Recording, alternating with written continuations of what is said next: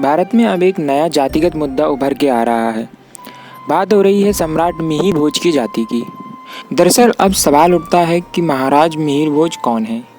गुर्जर प्रतिहार वंश के संस्थापक थे नागभट्ट प्रथम, जो कि अपना शासन करते थे 730 ईस्वी से 756 ईस्वी तक।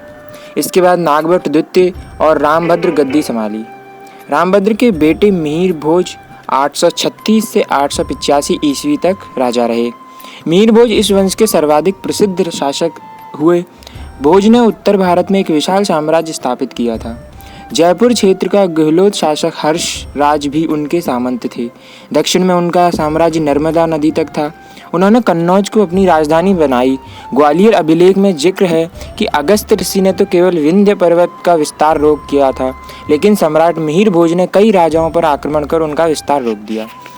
इतिहासकार प्रोफेसर बी.डी. महाजन अपनी किताब मध्यकालीन भारत में लिखते हैं कि मिहिर भोज प्रतिहार वंश के सबसे शक्तिशाली शासक थे, जिन्होंने 836 ईस्वी से लेकर 885 ईस्वी तक शासन किया और कन्नौज पर अपना कब्जा बरकरार रखा। यह वो समय था जब कन्नौज पर अधिकार के लिए बंगाल के पाल, उत्तर भारत के प्रतिहार और दक्षिण भारत के राष्ट्रकूट शासकों के बीच करीब 100 साल तक संघर्ष होता रहा, जिसे इतिहासकारों ने त्रिकोणात्मक संघर्ष कहा जाता है। अब विवाद क्या है? विवाद ये है कि महाराज मिहिर भोज, जो कि बहुत बड़े हिंदू हृदय सम्राट कहे जाते हैं, वो किस जाति से ताल्लुक़ रखते थे। क्षत्रिय समाज कहता है कि वो राजपूत थे और आज का गुर्जर समाज कहता है कि वो उनके वंशज हुआ करते थे।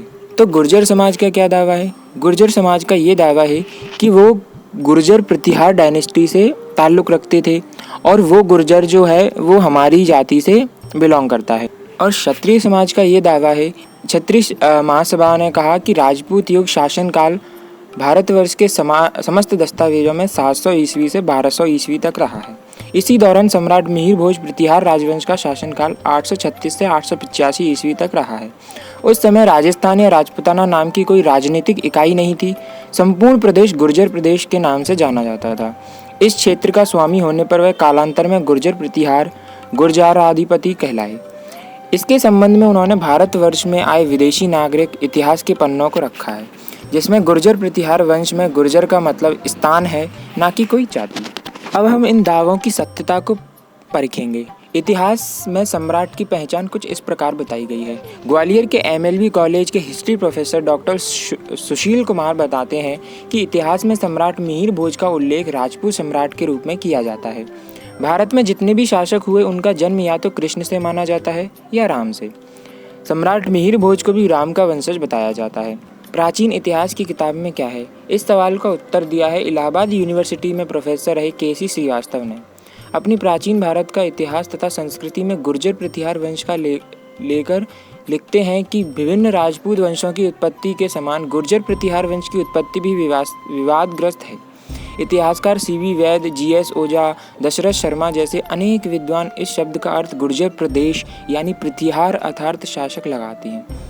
के.एम. मुंशी ने विभिन्न उदाहरणों से यह सिद्ध किया है कि गुर्जर शब्द स्थानवाचक है, ना कि जातिवाचक, क्योंकि ज़्यादातर जितने भी इतिहासकार हैं वो इस तथ्य पर एकमत होते हैं कि वो गुर्जर जो आज के गुर्जर हैं उनसे उनका कोई ताल्लुक़ नहीं हुआ करता था। परंतु अगर हम इसे जातिगत मसले से ना देखें तो हमें नहीं लगता कि किसी भी सम्राट या किसी भी राजा को किसी भी जातियों में बांटना उचित होगा, क्योंकि सम्राट मिहिर भोज का एक अलग ही कद भारतीय इतिहास में बताया गया है। वो एक इतने बड़े शासक और इतने महान शासक हुए कि उनको किसी भी जाति या धर्म में बांटना उचित नहीं होगा, क्योंकि अगर वो हिंदू हृदय सम्राट थे और गुर्जर और राजपूत दोनों ही हिंदू हैं, तो मुझे ऐसा नहीं लगता कि इन दोनों को उनको किसी भी जाति में बांटकर हिंदू धर्म के एक इतने महान शासक को नीचा दिखाने जैसा होगा। इसलिए दोनों जातियों के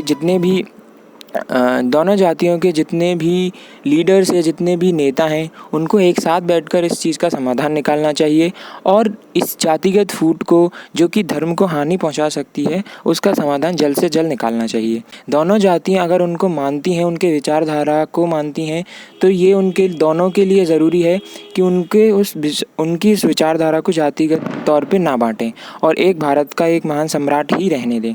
इसी के साथ इस वीडियो में बस इतना ही। अगर वीडियो पसंद आया हो तो लाइक शेयर और चैनल को सब्सक्राइब करना ना भूलें। धन्यवाद।